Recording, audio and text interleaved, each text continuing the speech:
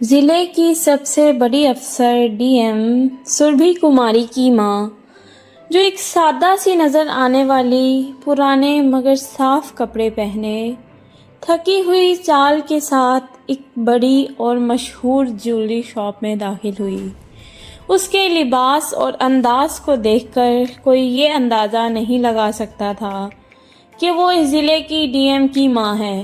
اس کے چہرے پر معصومیت تھی، مگر آنکھوں میں برسوں کی قربانی اور جدوجہد صاف جھلک رہی تھی۔ شاپ میں موجود تمام گاہک، اسٹاف اور مینیجر سب کی نظریں ایک ساتھ اس بزرگ عورت پر جم گئی۔ سب حیرانی سے اسے گھورنے لگے، جیسے کوئی اجنبی دنیا کی مخلوق آ گئی ہو۔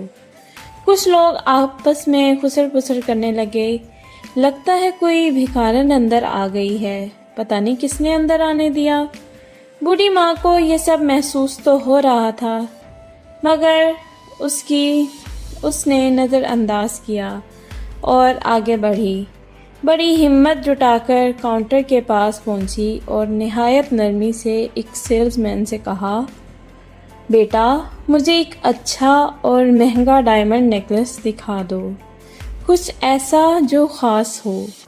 سیلز مین اس کی طرف دیکھ کر اور اس کی بات سن کر کہکا لگا بیٹھا اور پھر غصے سے بولا، اوئے بڑھیا، تجھے کس نے اندر آنے دیا؟ یہ کوئی بھیک مانگنے کی جگہ نہیں ہے، نکل یہاں سے، ورنہ سیکیورٹی کو بلا کر دھکے دے کر باہر نکلوا دوں گا۔ بوڑھی ماں چپ رہی اور آہستہ سے بولی، بیٹا میں کوئی بھکارن نہیں ہوں، میں جیولری خریدنے آئی ہوں۔ میرے پاس اتنے پیسے ہیں کہ نیکلس خرید سکوں، بس میرے کپڑوں کو دیکھ کر مجھے مت پرکھو۔ اتنے میں دوسرا سٹاف بھی کود پڑا اور چیخ کر کہا، چل ہٹ یہاں سے، ورنہ ایسی مار پڑے گی کہ چلنے کے قابل نہیں رہے گی۔ دماغ خراب کر دیا سب کا، دفع ہو جا، ورنہ چپل سے پیٹ دوں گا۔ بزرگ عورت اب بھی خاموش رہی۔ اس کی آنکھوں میں اب شرم نہیں بلکہ درد اتر آیا تھا، لیکن پھر بھی مضبوطی سے بولی، بیٹا تمہیں میری حالت سے غلط فہمی ہو سکتی ہے، لیکن میں سچ کہہ رہی ہوں، میں کسی کی ماں ہوں اور نیکلس خریدنے آئی ہوں۔ دکان کے اندر موجود گاہک اب کھل کر ہنسنے لگے، کچھ سرگوشی کر رہے تھے، یہ بڑھیا تو پاگل ہو گئی ہے، ڈائمنڈ نیکلس خریدے گی، دماغ خراب ہے شاید۔ اسی دوران ایک ملازم اندر بھاگ کر دکان کے مالک کو بلا لایا۔ مالک آتے ہی غصے سے بولا، یہ کون بھکارن گھسائی ہے، نکالو اسے فوراً باہر، کیا مذاق بنا رکھا ہے۔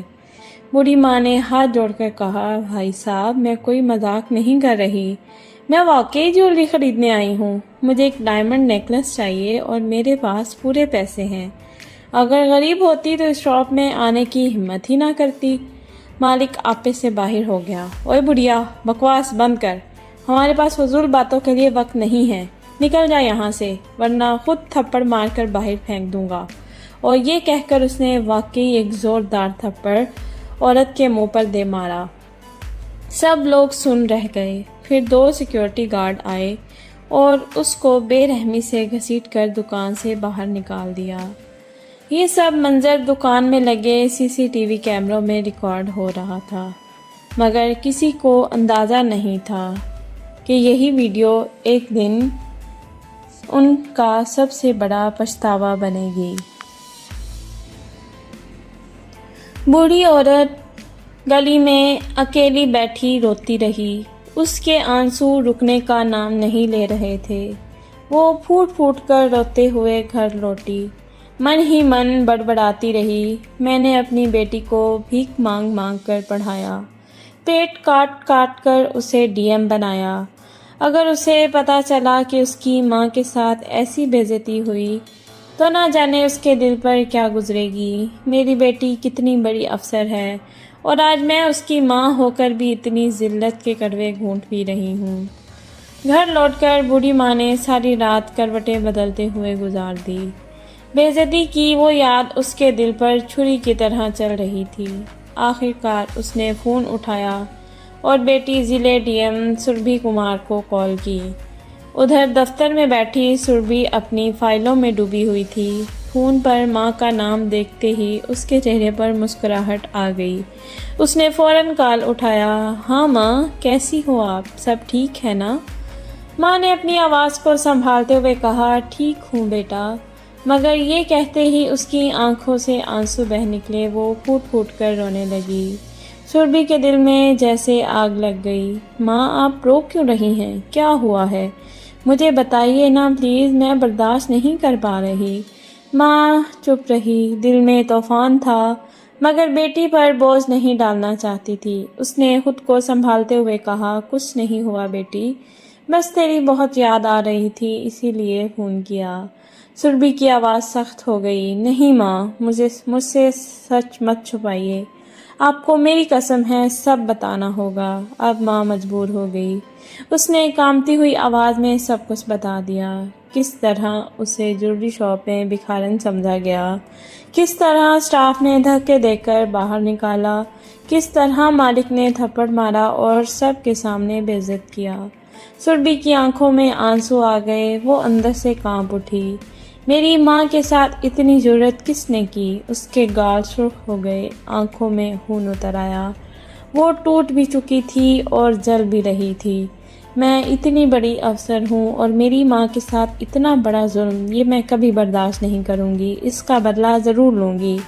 اس نے ماں کو دلاسا دیتے ہوئے کہا، ماں اب آپ بالکل فکر مت کیجیے، میں کل ہی چھٹی لے کر گھر آ رہی ہوں، آپ کو گھومنے لے جاؤں گی اور وہ ڈائمنڈ نیکلس بھی لے کر ہی واپس آؤں گی، کسی بھی قیمت پر۔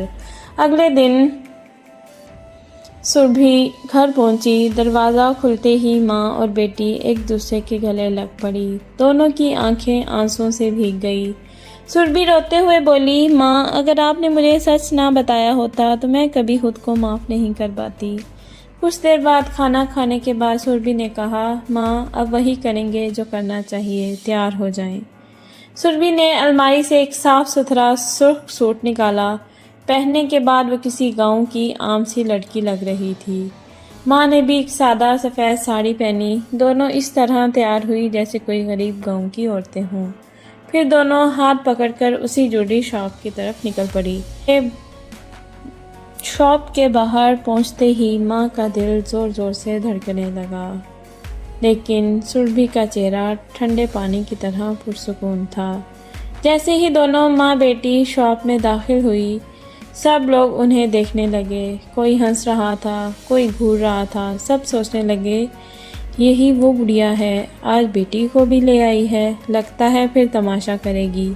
مگر سربھی نے کسی کی پرواہ نہ کی۔ اس نے ماں کا ہاتھ مضبوطی سے پکڑ رکھا تھا اور سیدھی اس سیکشن کی طرف بڑھ گئی جہاں ڈائمنڈ نیکلس رکھے تھے۔ سربھی نے اعتماد سے کہا، میڈم، ہمیں ایک ڈائمنڈ نیکلس چاہیے، براہ کرم دکھا دیجیے۔ اسٹاف کی لڑکی نے اوپر سے نیچے تک گھورا اور جھنجھلا کر بولی، ارے تم لوگ پھر آ گئے ہو؟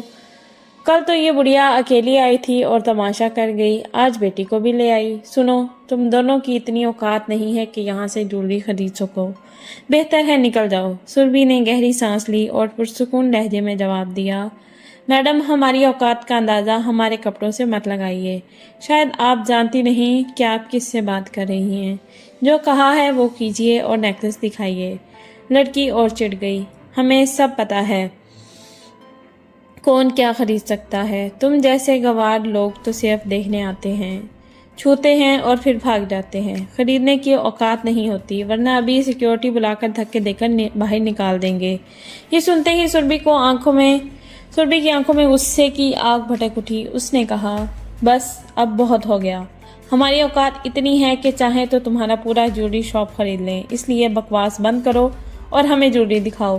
اتنے میں دکان کا مالک آ گیا۔ اس نے بوڑھی ماں کو دیکھا تو بولا، ارے یہ وہی بڑھیا ہے نا جسے کل دھکے مار کر نکالا تھا، آج پھر آ گئی ہے، اور یہ کون ہے اس کے ساتھ؟ لگتا ہے دونوں ماں بیٹی گنوار ہیں، نکالو انہیں باہر۔ بس یہ سننا تھا کہ سربھی کا صبر ٹوٹ گیا۔ اس نے تیز لہجے میں کہا، بولنے سے پہلے سوچو، میں ضلع کی ڈی ایم سربھی کمار ہوں، اور اگر تم دوبارہ میری ماں یا میرے بارے میں ایسے الفاظ بولے تو پچھتاؤ گے۔ مالک اور اسٹاف زور زور سے ہنسنے لگے۔ تو ڈی ایم؟ ہا ہا ہا ہا، تمہاری اوقات ہے اتنی کہ پولیس کی نوکری بھی مل جائے، تم تو صفائی کرنے کے بھی لائق نہیں۔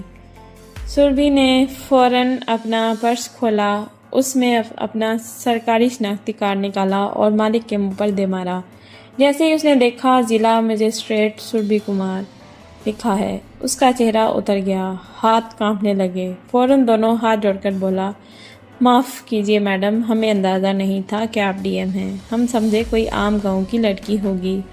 प्लीज़ नाराज़ मत हो, आप जो चाहें हम दिखाते हैं। मगर सुरभि का गुस्सा ठंडा नहीं हुआ। मुझे कोई ज्यूरी नहीं चाहिए। पहले ये बताओ मेरी माँ को किस हक से थप्पड़ मारा, किस हक से धक्के देकर बाहर निकाला, उन्हें सब के सामने बेइज्जत किया। मालिक बहाने बनाने लगा, नहीं मैडम ऐसा कुछ नहीं हुआ, आपकी मम्मी गलत समझ गई होंगी, हमने सिर्फ वापस भेजा था, मारा पीटा नहीं। सुरभि की आंखों में नफरत उतर गई। झूठ मत बोलो, मुझे सब पता है, मेरे पास सबूत भी है। यहाँ सीसीटीवी लगे हैं ना, आओ फोटोज देख लेते हैं। अगर मेरी माँ के साथ बदतमीज़ी नहीं हुई तो मैं अभी चली जाऊँगी। मालिक के चेहरे का रंग उड़ गया, वो पसीने में डूब गया। मजबूरन मैनेजर को इशारा किया। थोड़ी देर में सीसीटीवी फुटेज चला दी गई। सुरभि ने देखा, साफ दिख रहा था, मालिक ने उसकी माँ को थप्पड़ मारा, धक्के देकर बाहर निकाला और सबके सामने जलील किया। सुरभि की आंखों में आंसू आ गए, गला रिंध गया, लेकिन अगले ही लम्हे उसकी आंखों में गुस्से की आग भड़क उठी। वो गरजी, वाह, आप लोगों ने मेरी माँ के साथ ऐसा सलूक किया सिर्फ इसीलिए कि उनके कपड़े सादा थे। आपको क्या लगता है इंसान की औकात कपड़ों से तय होती है? आपका काम है हर ग्राहक को इज्जत से ज्वेलरी दिखाना, खरीदे ना खरीदे ये उसकी मर्जी है। आप कौन होते हैं उसके कपड़े और उसकी हैसियत नापने वाले? दुकान में सन्नाटा छा गया, सब सर झुकाए खड़े थे। सुरभि ने आगे कहा, ये सिर्फ गुनाह नहीं बल्कि कानूनन जुर्म है। मैं आप सब पर केस दर्ज करवाऊंगी। औरत के साथ बदसलूकी और बेइज्जती करने पर आपको जेल जाना पड़ेगा। मालिक घुटनों के बल गिरा, हाथ जोड़कर बोला, मैडम प्लीज़ हमें माफ़ कर दीजिए, हमें मालूम नहीं था कि ये आपकी माँ है। अगर पता होता तो। सुरभि ने सख्ती से रोका, अगर वो मेरी माँ ना होती तो उनका अपमान करना ठीक था। इज्जत किसी रिश्ते या ओहदे से नहीं बल्कि इंसान होने की वजह से मिलनी चाहिए। मालिक रोते हुए बोला, मैडम हमें अपनी गलती का एहसास हो गया है। हम वादा करते हैं कि आइंदा हर गाहक से इज्जत से पेश आएंगे। प्लीज़ माफ़ कर दीजिए। सुरभि ने कुछ लम्हे सोचा और फिर कहा, ठीक है, मैं अभी केस दर्ज नहीं करवाऊंगी, लेकिन सुन लो, अगर दोबारा ऐसा हुआ तो मैं खुद आकर आप सबको जेल भिजवाऊंगी। उस वक्त माफ़ी का कोई मौका नहीं मिलेगा। मालिक और स्टाफ हाथ जोड़कर बोले, जी मैडम हमें सबक मिल गया है, हम कसम खाते हैं आइंदा ऐसा कभी नहीं होगा। उस दिन के बाद उस ज्वेलरी शॉप का माहौल बदल गया। हर आने वाले ग्राहक को इस्तकबाल मेहमान की तरह होने लगा। कोई भी अब कपड़ों या चेहरों से नहीं परखा जाता। सुरभि और उसकी माँ जब मैं दुकान से बाहर निकले तो सब लोग अदब से खड़े हो गए। सुरभि ने माँ का हाथ पकड़ा और कहा, माँ अब कोई भी आपको या किसी और को इस तरह बेइज्जत नहीं कर पाएगा, ये मेरा वादा है। इस कहानी से हमें ये सबक मिलता है, इंसान की औकात उसके लिबास या ज़ाहिरी हालत से नहीं बल्कि उसके किरदार और अमाल से पहचानी जाती है। दोस्तों, अगर आपको हमारी ये वीडियो पसंद आई हो तो please like, subscribe and share ज़रूर कीजिए।